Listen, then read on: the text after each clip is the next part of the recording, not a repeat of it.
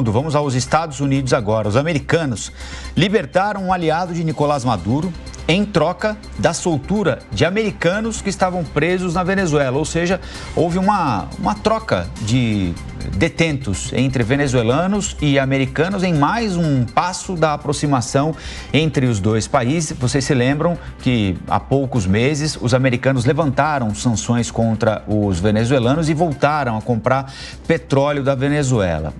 Não porque os americanos são bonzinhos e ficaram sensibilizados com a crise econômica provocada na Venezuela pelo ditador Nicolás Maduro, mas porque o mercado internacional foi se fechando e os americanos se viram em determinado momento com uma alternativa para eles atraente do ponto de vista do negócio.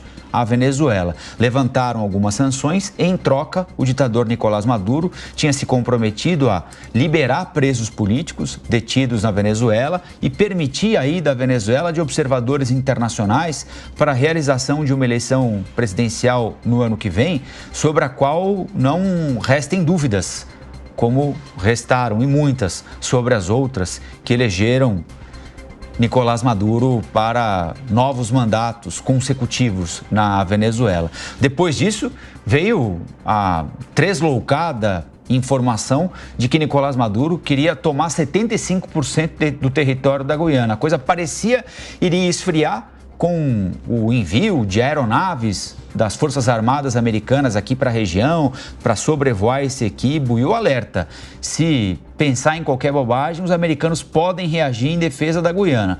Mas, aparentemente, a aproximação de americanos e venezuelanos continua, como a gente vai ver agora na reportagem da Thaís Brito.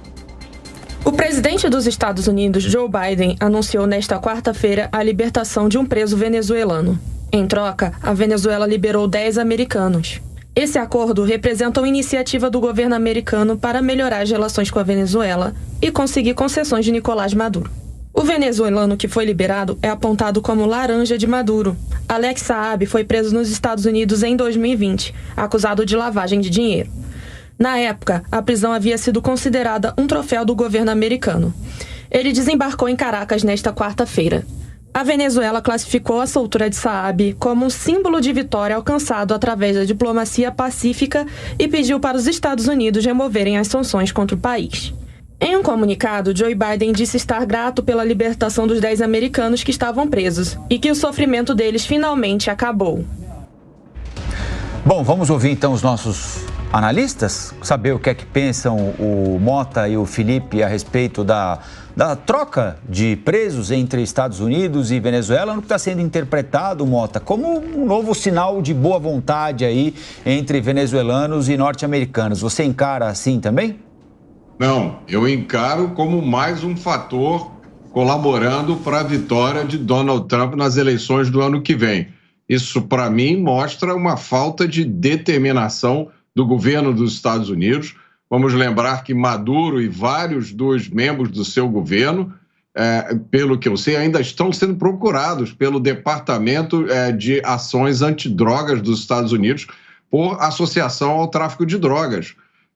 Como é que se pode tratar um ditador que acaba de anunciar as suas intenções de invadir um país vizinho, uma pessoa que não tem nenhum compromisso com a democracia ou com os direitos humanos ou com respeito a qualquer tratado internacional que está associado à Rússia e ao Irã?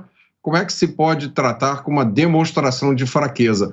A história já mostrou o que acontece com esses ditadores que recebem concessões desse tipo. Concorda com Mota? Esta troca favorece, enaltece, melhora a popularidade do Donald Trump para as eleições americanas no ano que vem? Não, é uma boa análise, né? Mas eu queria colocar um outro ângulo nessa discussão. Quando você analisa, por exemplo, a relação da Venezuela com os Estados Unidos, você vê claramente ali um pragmatismo diplomático muito claro, né? Ainda mais depois da guerra Rússia e Ucrânia. É sabido, por exemplo, quando se iniciou a guerra Rússia e Ucrânia, os Estados Unidos se aproximaram da Venezuela. Até porque se imaginava que com a guerra o preço do petróleo e do gás natural iria subir de uma forma quase absoluta, não é? Então os Estados Unidos se aproximou da Venezuela naquele momento, né? Sabendo que precisava ter mais petróleo para poder regular o preço do mercado interno dos Estados Unidos. Então, quando você analisa a relação dos Estados Unidos com a Venezuela, você tem que analisar sob o ponto de vista do pragmatismo diplomático, de relações exteriores entre dois países que querem manter uma boa relação por questões econômicas e questões institucional também, não é? Então eu vejo nesse sentido. É mais um passo que a Venezuela que os Estados Unidos está dando para se aproximar da Venezuela, não é? É bom lembrar que os Estados Unidos, além de libertar esse aliado ao Maduro, ele também vinha numa dinâmica de tirar restrições econômicas, embargos na Venezuela. Quando Biden ganhou as eleições, ele mandou, como primeiro ato dele, o assessor especial dele para negociar com Maduro as questões de petróleo. Ou seja, eu vejo com pragmatismo institucional entre a Venezuela e os Estados Unidos.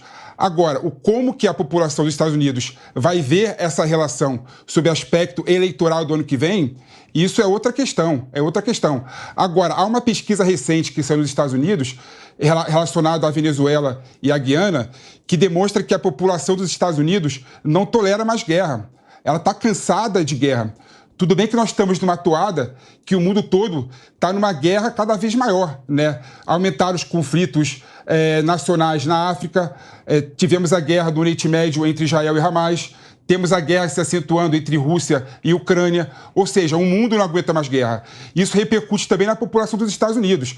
Então eu acho que esse aceno dos Estados Unidos com a Venezuela apenas vai apontar para a população dos Estados Unidos que os Estados Unidos não toleram mais guerra, querem ter uma relação muito mais pragmática, de modo a proteger os interesses legítimos internos nacionais americanos.